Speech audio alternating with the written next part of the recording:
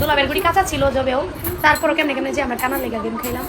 কারণ ওরা জামাইবো পারতেছে না, মানে কেমনে যে নাচবো, ওরা যে কেমনে নাচলে শান্তি পাইবো। সীমা কত সুন্দর অভিনয় করে রে, শরমে মুখ ঘুরছে রে। আমার জামাই নক্ষী দেয় রে,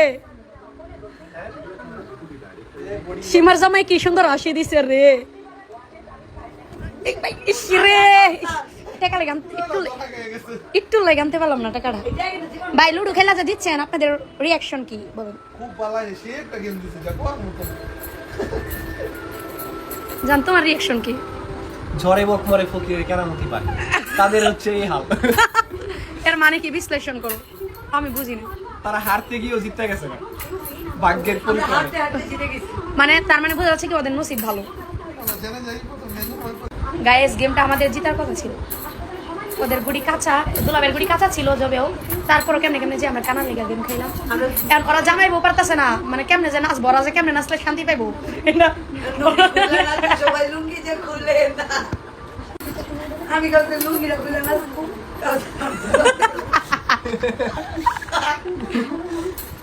আসো দেখ কেমনে আসো মিনছে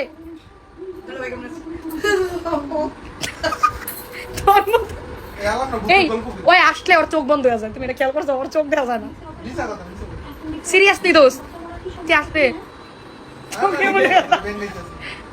আবার আসেন তো। না না সীমার জামা একটা পাপ দিছে রে। এটা আসল তো এই যে দেখছো